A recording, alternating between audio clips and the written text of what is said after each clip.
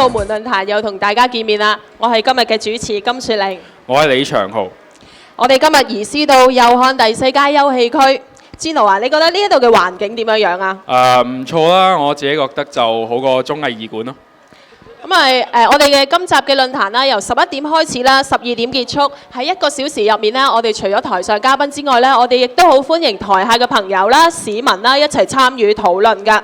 我哋今日要討論嘅題目係如何制定最低工資。首先，等我介紹一下今日到場嘅嘉賓，分別係澳門大學公共行政學系講師蔡幸強教授。唔好意思啊，更正啊，係蔡幸強助理教授。30行動高岸峰先生，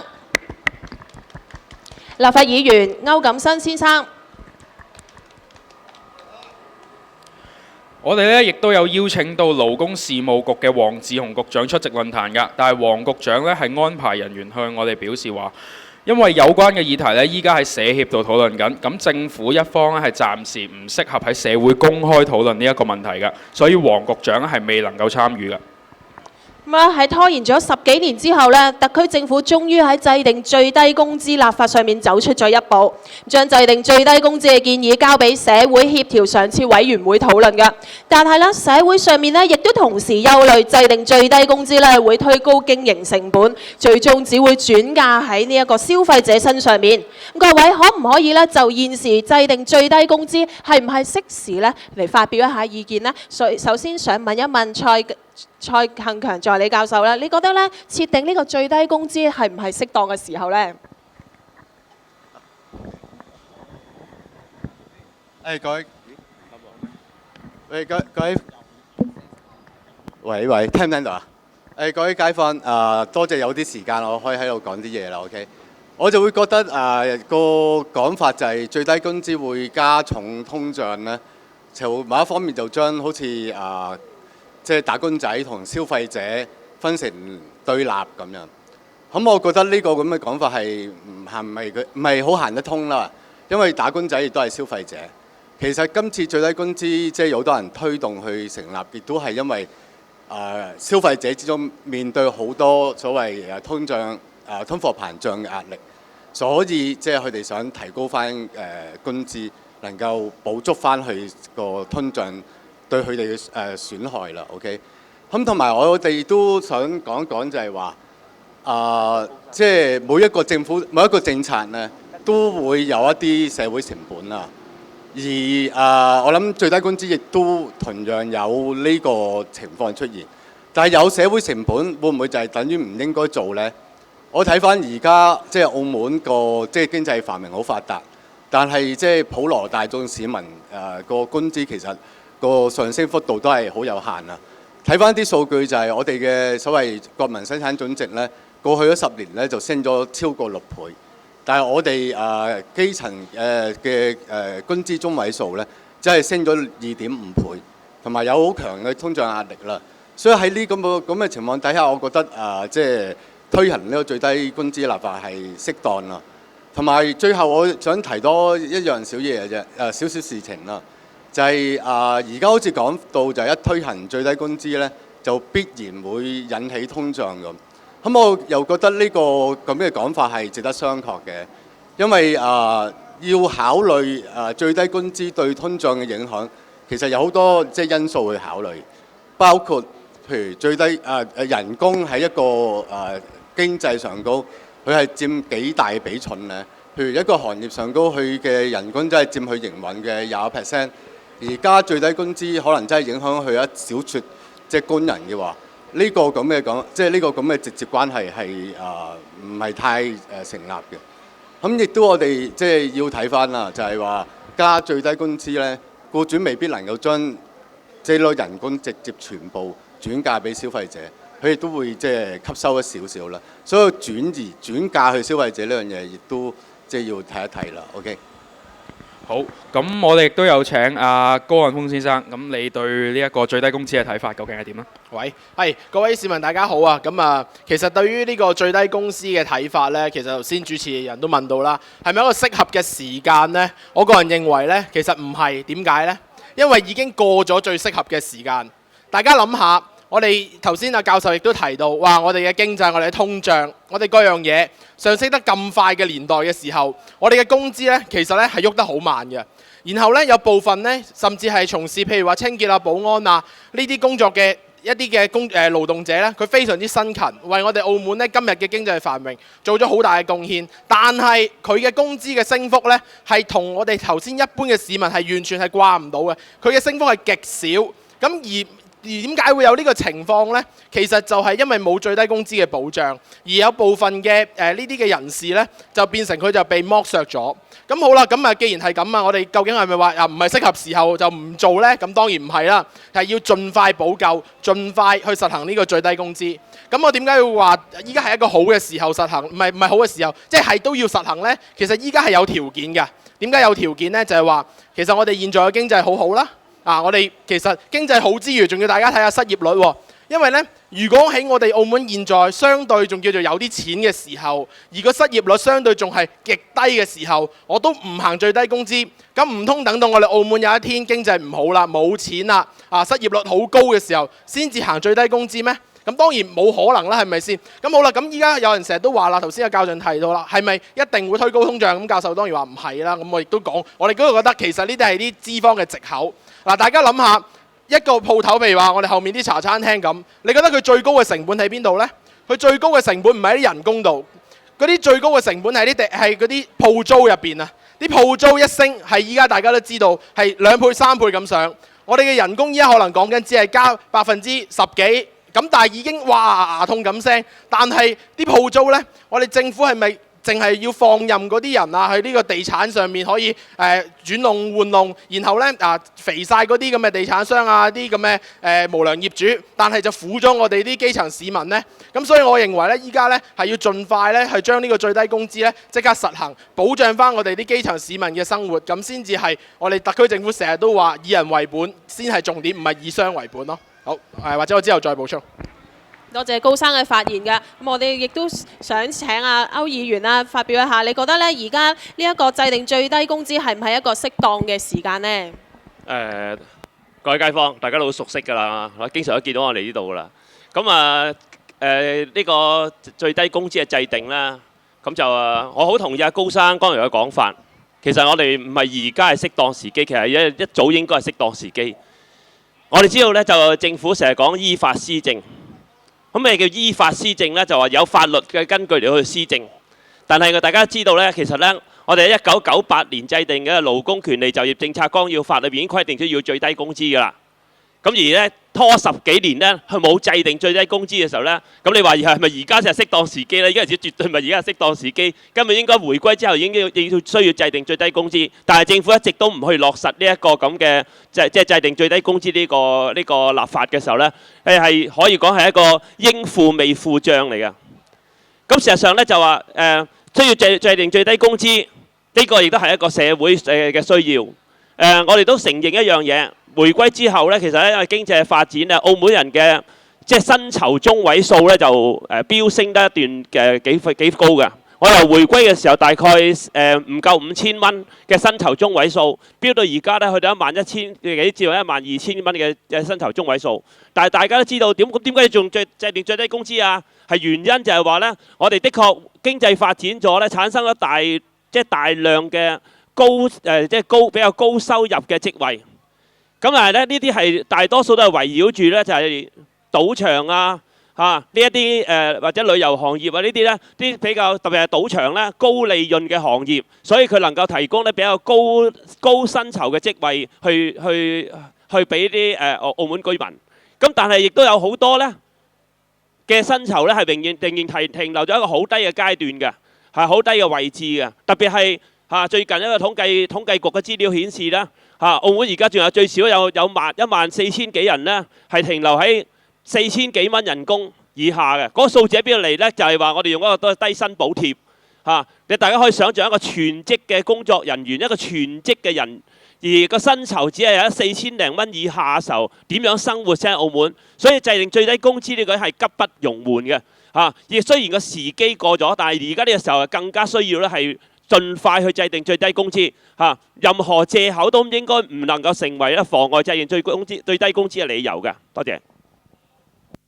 多謝歐生嘅發言啦。咁樣咧，呢個制定最低工資咧，似乎係社會上面咧都有一個強烈嘅聲音喎。咁而家咧，政府交俾社協討論嘅最低工資方案呢，係以時薪23至到28蚊嘅呢個討論範圍，而亦都只係集中喺物業管理行業入面嘅管理員啦、一啲嘅清潔員啦。政府似乎係想逐個行業咁樣制定最低工資喎。各位對於呢個制定最低工資嘅時薪範圍同埋呢個行業嘅範圍，究竟有啲乜嘢意見呢？想請下蔡生啊。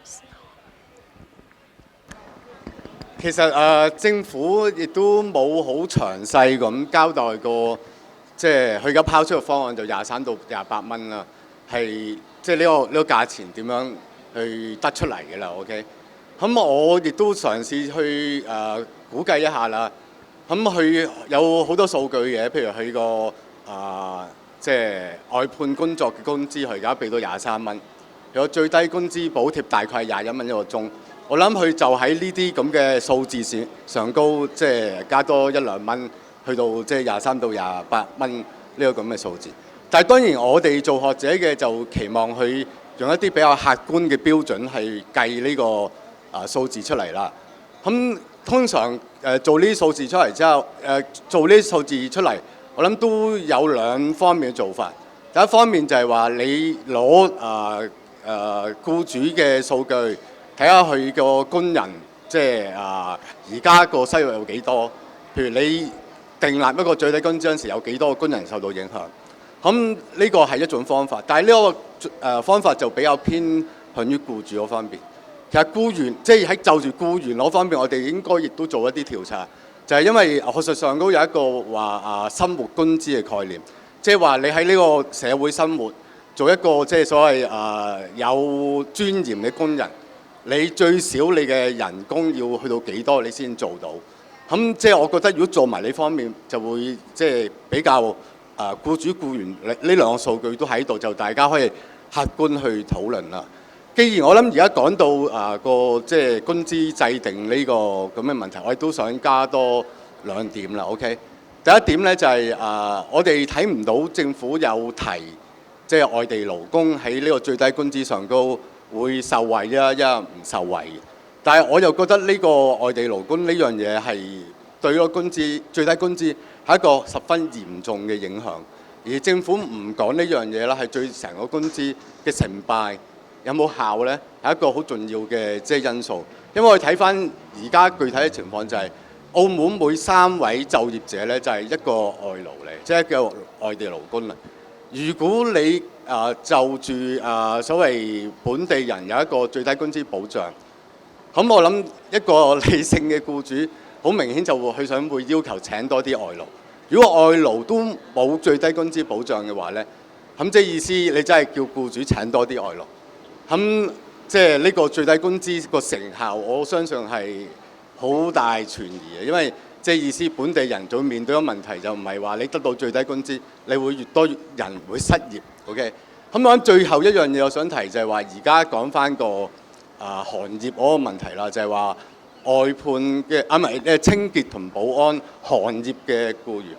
咁我覺得如果政府有一個好清晰嘅路線圖，就係話今年我做完呢個行業，跟住出年我會做晒全部嘅，即係我會覺得係冇問題啦，因為即係一個好清晰嘅計劃逐步去行。但係我相信而家政府係冇任何個承諾係會將呢樣嘢咧係擴散去全澳啦。OK， 咁就會出現一個好唔公平嘅情況，即係第一你唔係呢個行業你就受唔到呢個保障。咁同工即係意思有冇一個平等嘅保障咧？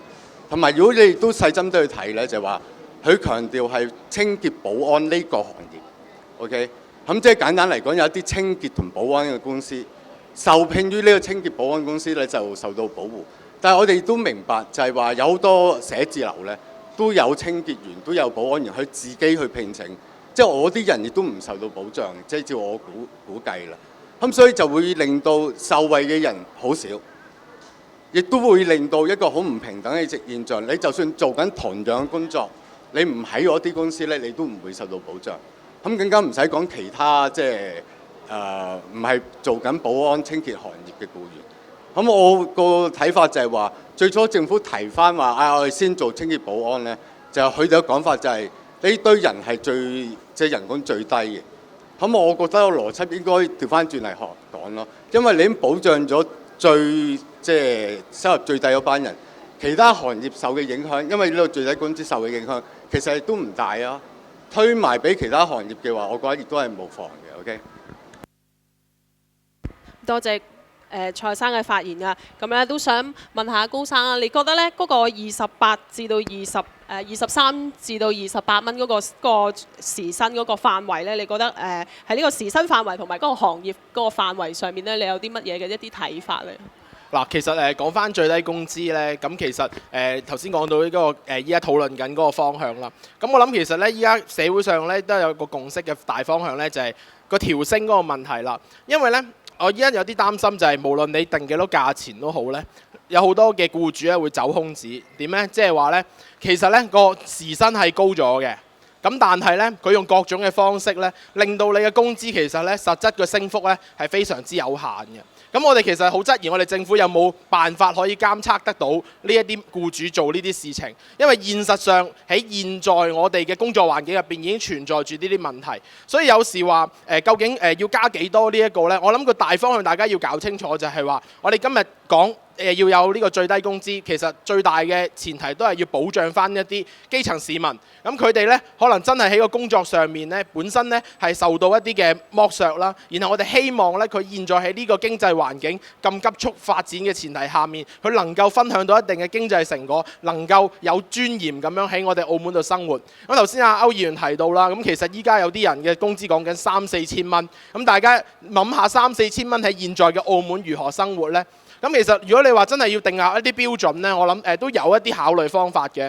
例如話首先我覺得有幾個方面。第一個譬如話我哋可以睇下我哋依家1月1號啱調整咗嘅最低維生指數啦，一個人最低維生指數呢都係講緊有3600幾蚊。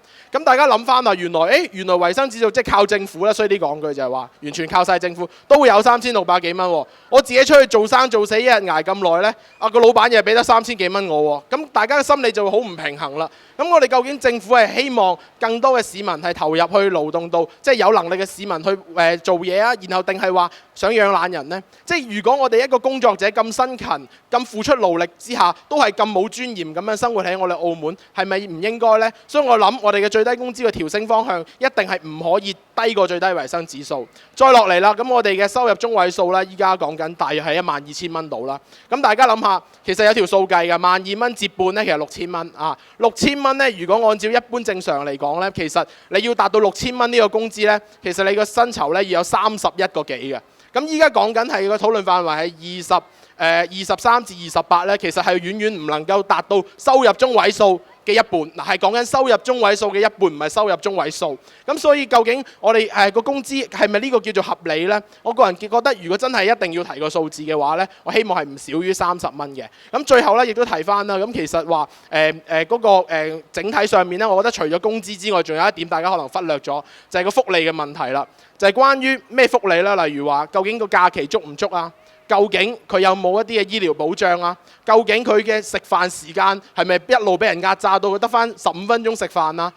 佢嘅工時會唔會超長啊？我諗呢啲其他嘅福利其實亦都對於市民嚟講好重要。工資只係其中一個參考點，但係我哋最驚就係話將來有工資，但係所有福利俾人哋 cut 晒嘅時候，咁對我哋嘅工作者其實都冇利。所以我希望政府討論嘅時候，亦都考慮加入翻，一定要保障翻佢哋一啲基本嘅福利要喺度咯。OK， 多謝。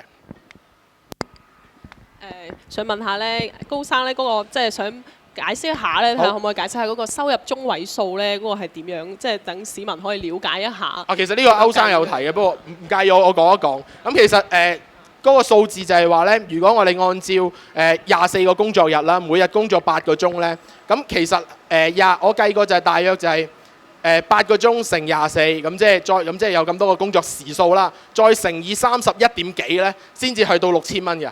即係所以，如果我哋嘅嗰個最低工資咧係低過30蚊嘅話咧，其實我哋連收入中位數嘅一半都到唔到咯。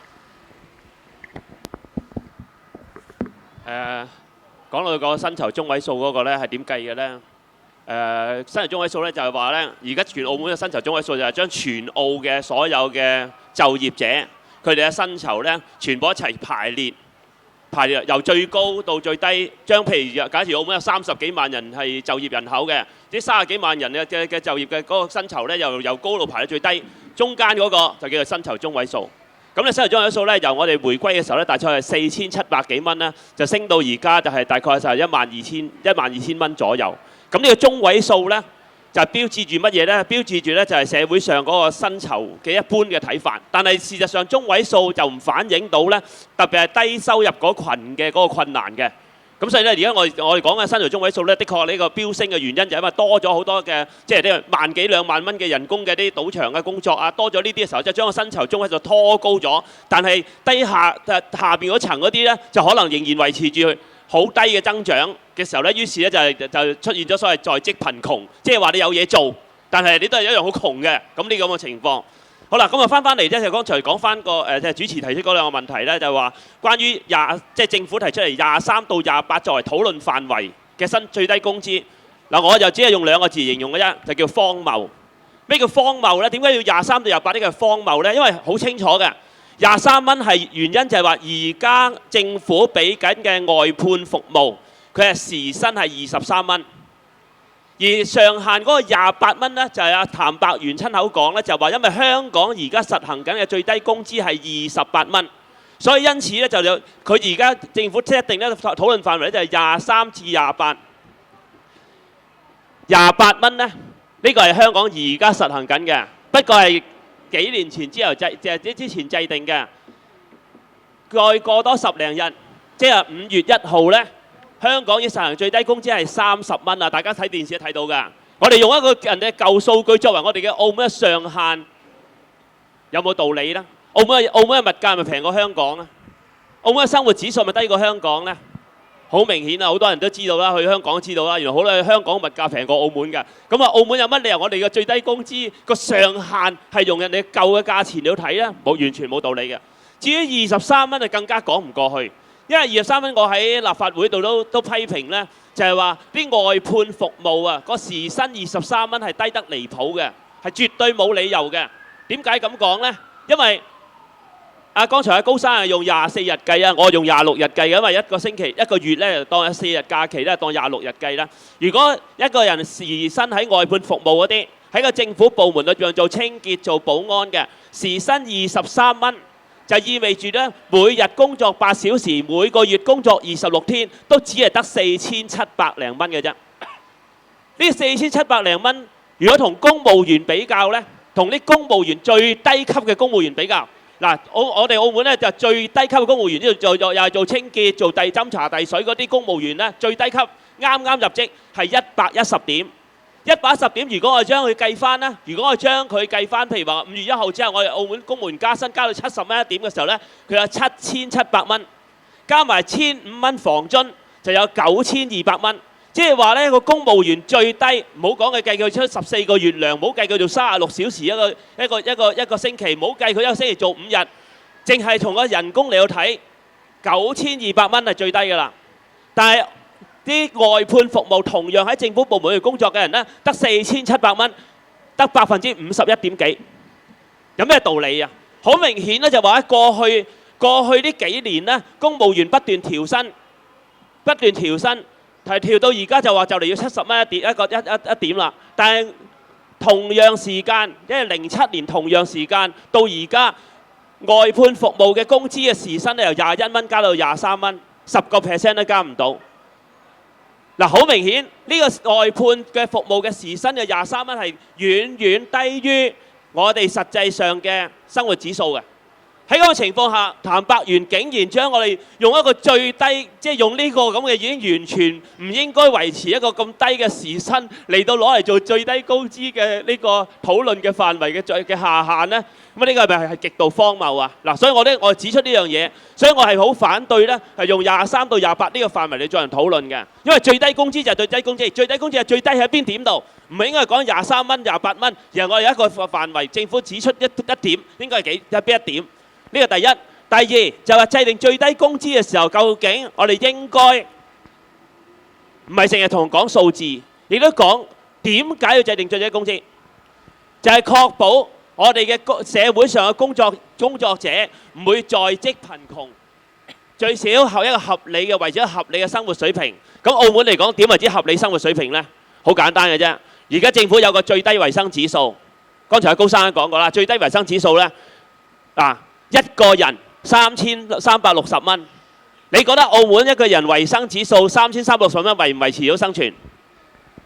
如果唔計住屋嘅話，佢維持到生存嘅。如果有埋住屋就維持唔到生存嘅。好啦，咁你一個人出嚟工作嘅時候，係咪攞3360蚊得呢？唔係㗎，一個人有家庭㗎。我細個嗰陣呢，好大多數家庭都係一個爸爸出嚟做嘢養晒全家。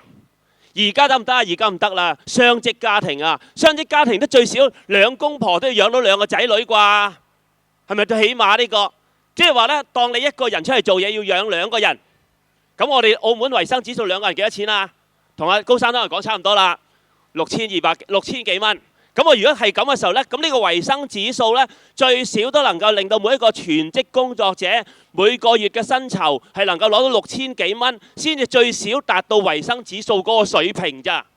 嗱，咁啊，所以你好清楚呢，用23到28呢個咁嘅範圍嚟到做嘅時候呢，我只能夠俾兩個字就係荒謬。咁至於另一個講個範圍嘅就時間太長啦，所以留翻一陣先補充。好，咁我哋依家咧就開放俾台下嘅觀眾咧嚟到發問㗎。咁有邊位想發問嘅請舉手。有邊位想發問呢？或者想可以講下自己嘅生活情況嚇。如果最低工資依家仲未實施嘅時候，咁各位嘅生活情況係點呢？有邊位觀眾係想發問或者想發表意見呢？如果冇嘅話，咁我哋就繼續台上嘅嘉賓繼續去，係得唔得？得唔得？係，或者得啦，有啦。咁咧頭先蔡教授都有講到一個重點啊，就係呢個最低工資立法咧係受到乜嘢嘅壓力最大？其實資方嗰邊固然係一樣嘢啦，即係鋪租問題啊。但係最重要嘅係我哋而家保障嘅最低工資係保障邊一個群體咧？就係低學歷、低呢個技術嘅一啲基層嘅勞動力啦。咁佢面臨最大挑戰咧，就係嚟自於10萬嘅外勞啦。10萬嘅外勞咧，充斥咗喺邊一個地方咧？就係賭場啦、酒店啦。咁我哋要知道喎，相對啲僱主嚟講咧，佢哋更願意聘請外勞，即使外勞嘅人工比較比本地人高少少，佢哋都願意。點解咧？因為佢哋簽嘅約咧係好多規限嘅，而且外地嘅勞工咧係唔清楚本地嘅一啲法律嘅保障嘅。咁我哋自己都曾經接觸過一啲其他嘅市民同個案啦，的而且確咧，因為本地人如果受到剝削或者啲欺詐嘅工作上嘅壓力嘅話咧，佢哋可能會揾勞工局啦。咁但係外地人咧係不斷嘅超時工作啦，冇補償啦，公眾假期都要翻工啦，甚至乎係冇休息都唔會有合理嘅補償，但係佢哋唔識得揾求助嘅。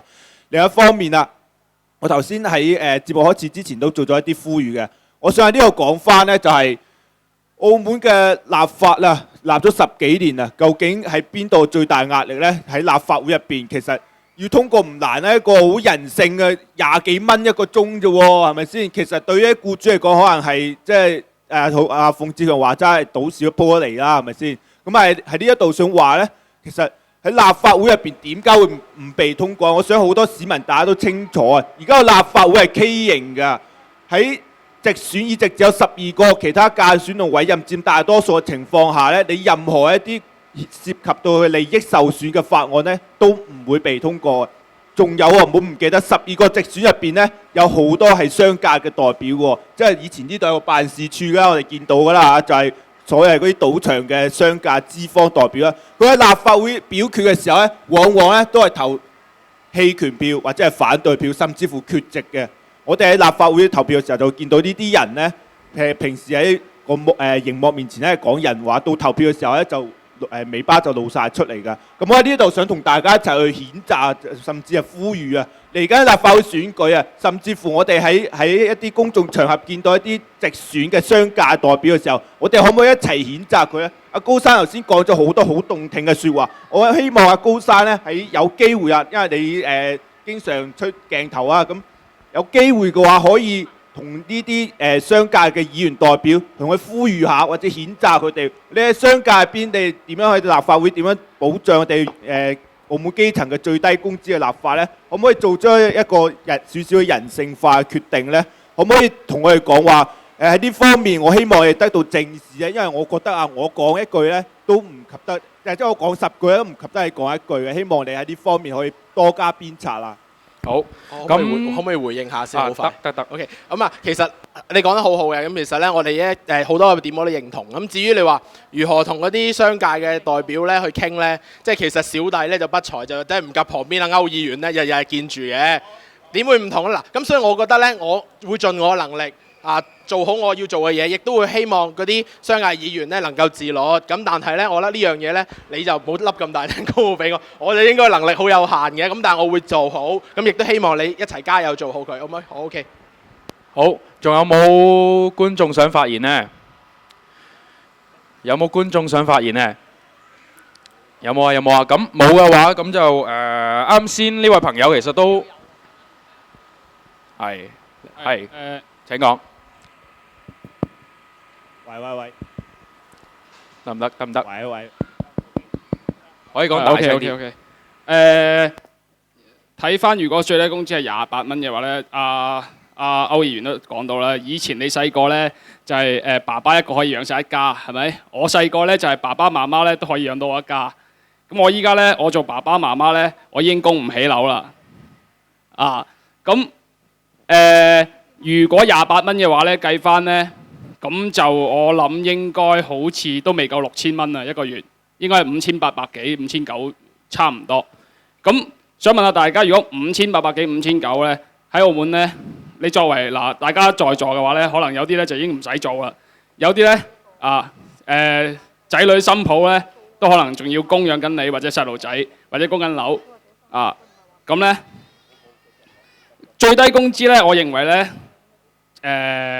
要做緊啲攞緊最低工資又走唔甩嗰啲人呢，我估計咧通常都係啲40-50歲啊，冇乜辦法向上流動啊，逼住一定要做啊嗰啲人嘅。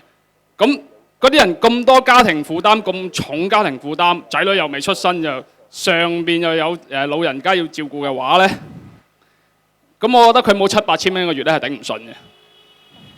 即係話呢，冇7-8千蚊個月呢，就好難喺澳門生存到嘅，咁即係話咧最低工資咧，起碼要超過40蚊咧先至合理嘅。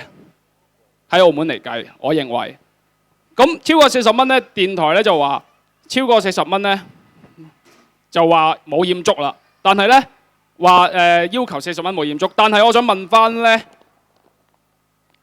咁我哋個澳門產業結構咧係一啲對人類文明係冇乜貢獻嘅結構嚟嘅產業嚟嘅，咁既然都係咁咯，點解又可以開賭台，又可以冇驗足，而攞多幾蚊最低工資一個鐘，又會俾人話冇驗足嘅呢？咁大家呢個應該去思考下。咁我就好佩服蔡先生頭先提出過呢個我冇諗過嘅問題，就係最低工資係咪要劃一呢？同埋外僱呢？咁因為我哋嘅就業結構就真係有好多外僱喺度。呢個亦都係不能忽視，係咪要平均啊，或者係一樣啊咁樣咁呢個就係我發言，唔該。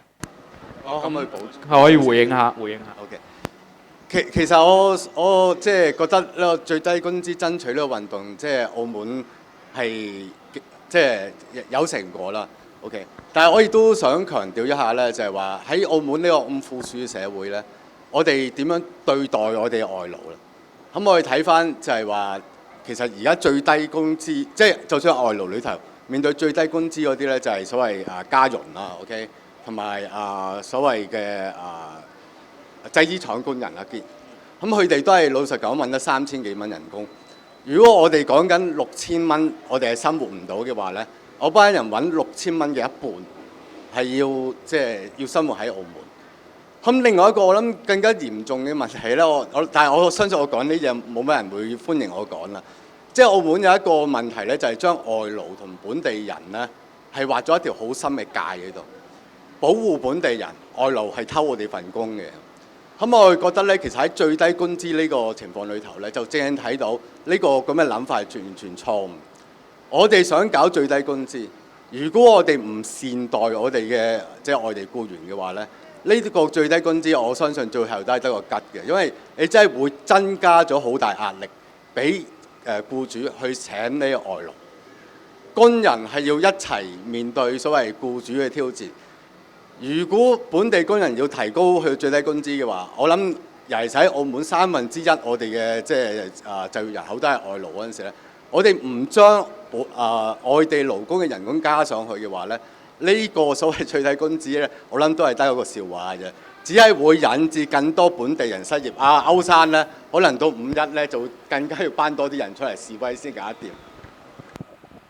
係，歐生回應下。我都回應少少啦，即係剛才阿蔡生講個外勞嗰個問題咧，其實我哋一直都係主張咧，即係話最低工資咧，其實外勞應該同等嘅。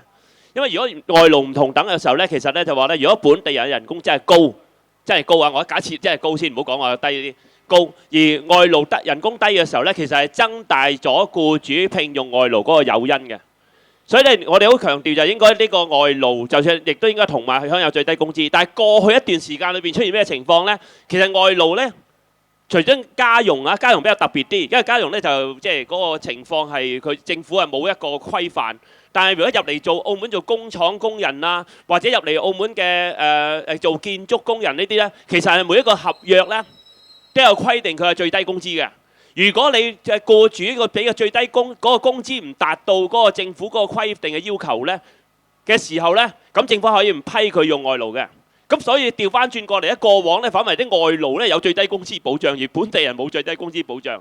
咁呢個咧就呢個係最大嘅問題，就係反過嚟嘅時候變講咁一種咁嘅對本地人係唔公平嘅情況。嗱，所以咧我哋喺嗰個呢個角度咧，當然啦，你都有外勞咧，因為佢係好蝦。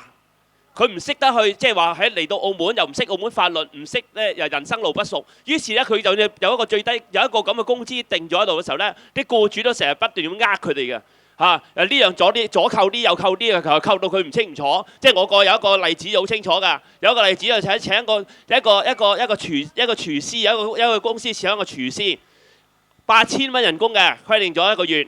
結果咧後來嗰個月咧，佢有一個月咧。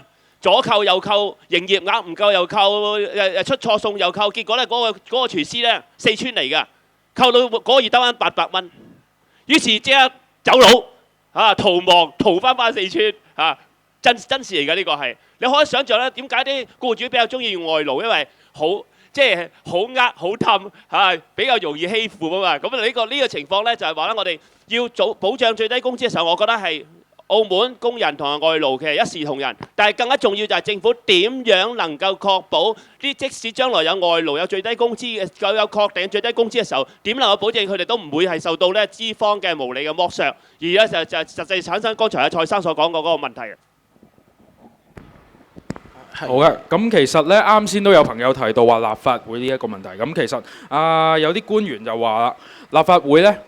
因為立法程序需時咁就估計今屆之內咧都係好難去完成呢一個最低工資立法嘅。咁亦都即係話咧，即使係成功制定咗最低工資咧，都要去明年咧先至可以實行嘅。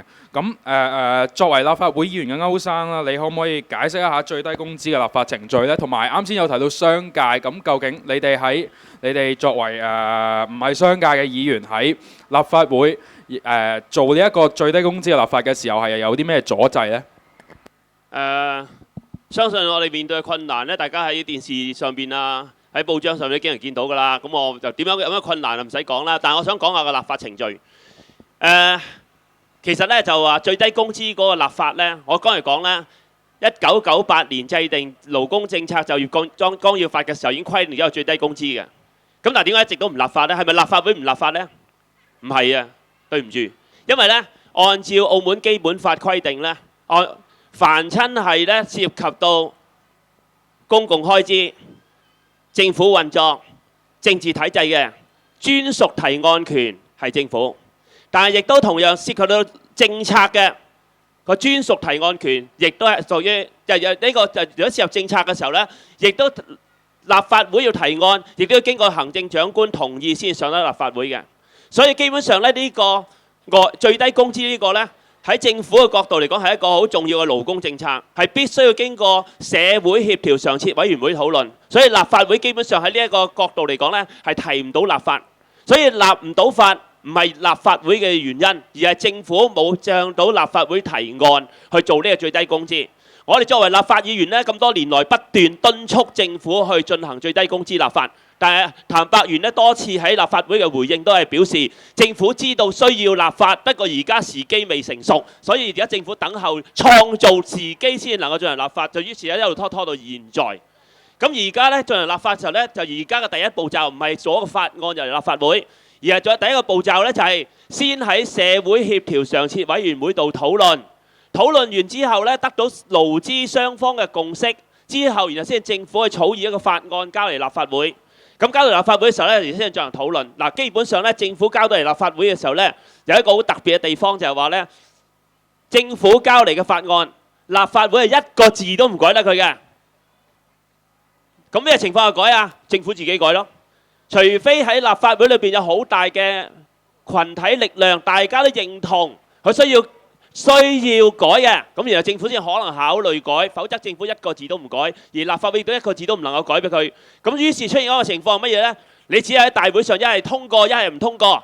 咁大家知啦，喺澳門立法會呢，呢個嗰個比例結構裏邊呢，要唔通過政府立嘅提案呢都幾難嘅，因為保皇黨都幾多啊嘛，係咪？咁你大家可以心中有數呢。咁所以呢，如果你話呢個立法能夠送到嚟立法會嘅時候呢，咁的確我估計由而家嘅社會協調常設委員會討論幾耐，我哋唔知道。然後討論到今年年尾都好啦，又攞到個法案嚟嘅時候，都可能真係要出年先能夠通過，呢啲先能夠做到嘅。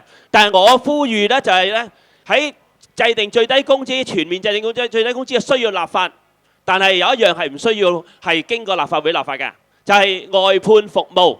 外判服務嘅時薪呢，已經係得23蚊，係遠遠低於嗰個生活嘅指數㗎啦。我都係建議咧，就係應該咧最少咧應該係時薪30蚊。時薪30蚊係冇大咧，時薪30蚊咧，我唔敢要求到時薪40蚊啊！我時薪30蚊都去到都係有幾多薪酬咧？如果按照剛才嘅計算方法，30蚊乘8乘26日嘅話，都係得6200幾蚊嘅啫，僅滿足到嗰個維生指數嗰個基本嘅要求嘅啫。咁所以咧，時薪30蚊呢一點咧，如果外判服務嘅更改咧，只係需要行政長官一個批示，下個月就可以實施㗎啦。咁所以咧，我哋唔好暫時咧，全澳市民最低工資，我哋需要等啲時間。但係外判服務嘅最低工資咧，可以咧，行政長官即刻做個批示，下個月就可以實施，就唔應該成為任何嘅即係拖延嘅理由嘅。多謝。阿歐生，你要求30蚊啫喎，但係你有冇去街市買過餸㗎？即係政府壓落可能係26啊或者28咁啊，我哋梗係定高啲40蚊㗎，係咪先？喂，你講30蚊啊，去買餸買唔買到餸啊？28蚊。菜心都20蚊斤啦，係咪先？28啊！你行去街市睇下先啦，你買過餸未啊？去做 part time 洗碗都50蚊啦，你講30蚊就低到唔低啦。執垃圾都唔止30蚊啦，老細。你個區議會啊，幫嚟幫去，你個勞工處幫嚟幫去都係幫外勞，根本上都唔係幫到澳門人，係咪先？你立法立啲咩法出嚟啊？立嚟立去都係幫啲勞工，你每一個人都係幫勞工，冇一個人幫澳門人嘅。你去勞工處報名啊？你冇工做，去報名，佢點問你啊？你揸護照定揸澳門證？你立法成日立法，話咩跟隨行啊，咩陳明金啊，講嗰啲講嚟講去都係講你自己保證你自己個官，保證得市民嗎？全部都冇保證得市民，你講嚟講去都係搞活動。選舉嗰陣時就請你食飯，請我食飯，大把人請你食飯，有錢請食飯，大把人跟住你尾啦，係咪先？我有錢請你飲茶，大把人跟住我尾啊，係咪先咁啊？你攞到你個身份證要話俾500蚊佢，你立法立咗咩法出嚟啊？依家係咪先啊？你問下啲澳門市民，你勞工局請得裝修阿伯去做嘢，做到3日4日，你唔啱我心水啊，炒佢啦。但係你請個勞工唔係喎，你呃下氹下佢都氹到佢，寧願出500蚊都唔請個澳門人。點解唔請個澳門人啊？佢焗佢加班，焗佢乜，佢就肯焗到佢做嘢啦嘛。你澳門焗一兩焗，我走翻屋企食老婆飯咯，或者啲仔女老婆指唔指到都好啦，都係翻你屋企食飯噶啦。你立法立啲咩嘢法出嚟啊？個選舉嗰陣時就擔晒大旗，請你食飯，請我食飯。有人請你食飯，梗係去好世界食一餐啊！去嗰個乾坤閣嗰度食一餐，去邊度食一餐係咪先？陳明金咪例牌去嗰個個豪香居飲啦。你飲去選完舉，你有冇人行出嚟睇下啲市民？有冇去街市買下餸啊？30蚊最低工資，50蚊最低工資都保障唔到澳門人啊，係咪先啊？有冇其他嘅市民想發表一下你嘅意見呢？咁你呢立法會議員係幫嚟幫去，都係幫你啲官講説話，有冇幫啲市民講説話啊？呢位阿姨，其實我哋明白你所講嘅嘢㗎。我聽到啲人翻嚟訴苦咋，個仔賣咗層樓，賣咗層樓都唔話俾阿媽聽，因為個仔係有病嘅。之前係唔夠膽話俾阿媽聽嘅，到賣咗層樓，使晒睇病睇晒得錢啦。阿媽，我賣咗層樓啊，原來我係乜嘢病啊？佢係有好大嘅病。賣咗層樓，使到睇醫生，使到唔清唔楚。你政府有冇人去幫下人哋啊？冇嘅。咁就最多係去我哋明白你嘅意思啊。咁就睇下有冇其他嘅觀眾想發表你嘅意見呢？仲有冇其他觀眾想發表下你嘅意見呢？係，仲有一位。喂，我想問下你，勞工局。即係幫啲公司啊招聘嗰啲啊，基本上佢12,000蚊一個月，究竟佢係咪高於勞工、高於外勞啊啲人工啊？啊啲三紅仔，可唔可以講多次啊？聽唔到你講啲乜嘢，講多次。勞工局幫下啲僱主啊招聘員工嗰啲啊，12,000蚊一個月，11,000蚊至12,000蚊，做3行啊。佢日薪都405蚊，咁你問下，個平均收入你本地人去做有冇咁嘅人工啊？你係講緊外勞定係本地人啊？外地人同本地人兩個都有。係啦，即係喺勞工局度招聘嘅，就見到12,000蚊，就外地人同本地人都有。OK，好。究竟係咪請人呢？究竟係咪請人？係。究竟係咪假招聘定係真招聘？係咪？係啊。係啦，咁就而家好多嘅喺勞工局啊，好多係咁嘅情況。好多係咁嘅情況。真招聘定係假招聘？係啦。唔知係真定假，咁就係啦，咁就。我真係澳門住啦，我30幾年喺澳門嚟啦。我而家幾個月都揾唔到嘢做。幾個月都揾唔到嘢做。嚟咗嘢。係。究竟係咪請人呢？係。勞工局啊，數百份係請人㗎。係。不論乜嘢工都係，我哋企度出嚟，究竟有冇人請嘅先？好。黑沙環境一帶滿曬都係本地勞工喺度坐低一個明白。50零歲嗰啲。明白。咁就俾阿歐生想回應係咪？好，回應少少啊。譬如有警察嚟查嗰啲勞工咁啦，嚟查證啊，你地盤查工咁啊，佢聽日查，今日叫就知道佢。聽日有人嚟查到，叫佢唔使開工啦，全部叫啲澳門人打電話，叫日晚3更半夜叫啲澳門人去返工去應付緊嗰個地盤先。嗰啲勞工、嗰啲黑工咧就叫佢唔使開工啦。點解啲地盤咁快知道聽日有人嚟查證咧？叫啲勞工同啲黑工啊唔好返工啦，留返打電話3更半夜叫啲澳門人去返工去應付嗰個地盤啦。好啦，差人嚟查跟住啦。塔住晒呢勞工喺個貨櫃車，留翻4、5個澳門人嚟應付。咁你有冇警察係咪貪污咧？有冇人去查嘅咧？疑似官商勾結個案，係咪先啊？點樣拆咧？一個美高梅以前又係，一個威尼斯又係，一個金沙城依家做床褥嗰啲全部都係啲外勞，全部都係冇身份證嘅。好啦，知道有人嚟查證咧。攞一間房仔就塔住佢，攞個臨時板啊，掟兩個窿，掟個大鎖塔住晒嗰啲勞工冇證嗰啲勞工困住晒房間。點解咁快知道晒呢？我哋在場嘅全部睇到晒嘅。係明白。而家有班加班咧，到5點半咧就叫我啲澳門人收工，叫嗰啲勞工加班加到12點，人哋千幾蚊一日，嗰幾個澳門人係愛嚟應付查證佢。明白。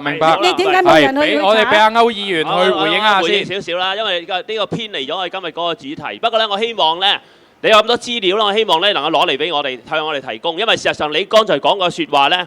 你剛才講嘅説話，我喺立法會已經係好清楚咁講過，對好多官員講過呢啲説話㗎啦。但係問題就係啲官員咧，經常都係話咧冇實際證據。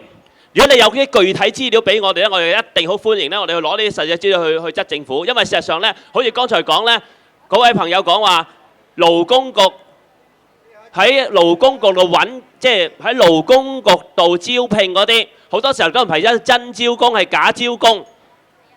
我亦都質過勞工局，勞工局就話咧，係我哋根據數據、根據監察睇唔到。嗱，其實有一個原因喎，有一個原因就話你如果真係安排咗去見工咧，見咗工係見唔成，或者你去見到工3兩日就俾你炒魷嗰啲啊，你一定要翻去話翻勞工局聽，因為勞工局咧，你只要安排咗你去見工之後咧，就當你已經揾到嘢做啊。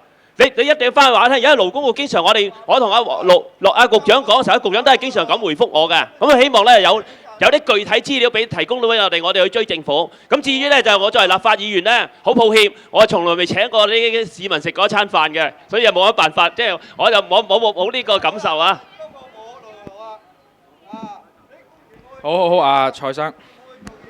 咁即係主持就提供咗問題係今年立法，抑或出年立法嗰個問題啦。咁我睇法就係話，既然我哋已經等咗14年係嘛，99年有呢個勞動干擾法，講咗有呢個最低工資，我哋等咗14年都等咗。OK， 我睇法今年同出年咧即係相差半年，我諗唔係一個最重要啦。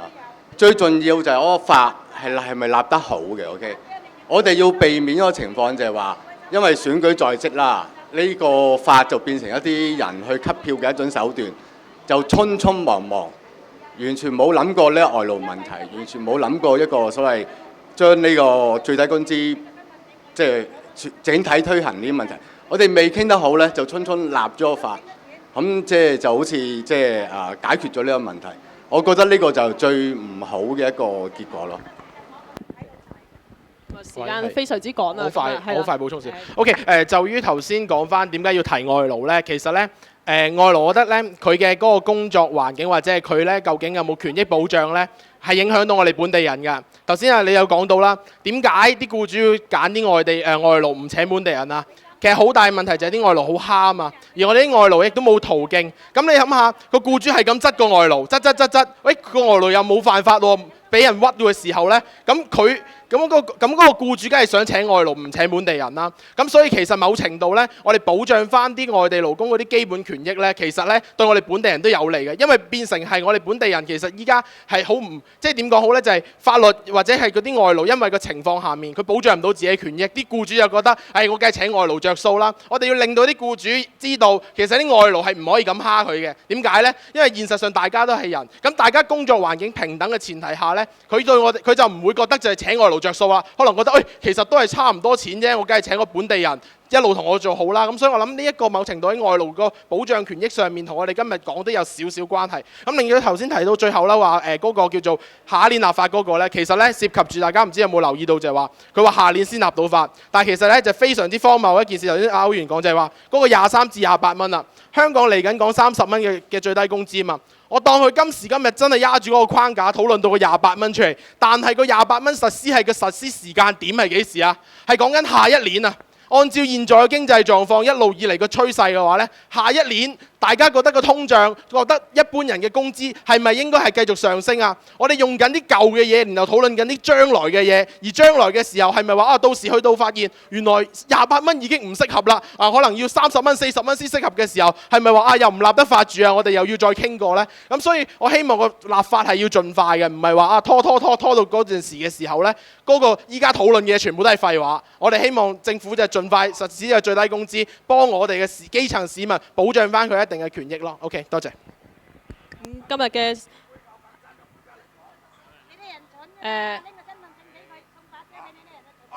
台下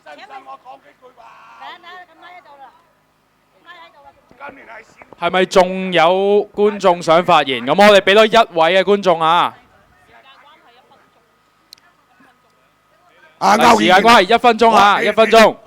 5秒都唔緊要，我講俾你聽，今年選舉年你先出嚟做數。第一個，第二一個呢，我幫你唔少，幫你拉橫額，我都係嗰份人。真正有事揾到你哋呢，甚至吳國昌呢係得個廢字。點解人哋俾500蚊我唔選佢啊？要選你浪費時間啊！第一個，第二一個呢，你哋冇正式話咩市民點樣嘅。嗱，而家你做鋪街市啊，6年啊，政府免鋪啊，免售鋪租啊，人哋差市民嗰啲做鋪啊，1萬幾2萬蚊啊，你有冇解決呢個問題啊？另外司法問題啊，警察就可以隨便打人，尤其是司法，明唔明啊？所以我僅代表我自己或者好多市民嘅意見，我都遊行示威，我都係職工盟嗰啲人。我所以感覺咧，你哋都係做數，係咁啦。好，我哋俾下台上嘅嘉賓咧作少少嘅回應啦嚇。今日反應非常之好啊。我回應少少先啦。我唔係想為我自己辯護，不過咧係咪我哋今日先行出嚟做 show 咧？我諗咧呢度嘅街坊都好清楚知道我咧我哋係不斷定期出嚟向市民去匯報我哋嘅工作，亦都喺立法會裏面盡咗我哋嘅能力。但係當然啦，喺立法裏面的確係勢單力薄嘅，所以更加需要咧大家係多啲支持嘅。咁我絕對唔係做 show，因為我哋係經常要向市民去匯報我哋嘅工作嘅。多謝。咁咧，下2個星期咧，同樣時間咧，同大家喺呢一度見面啦。咁題目咧，我哋稍後會公佈啦。多謝各位市民嘅呢個意見啦，各位再見。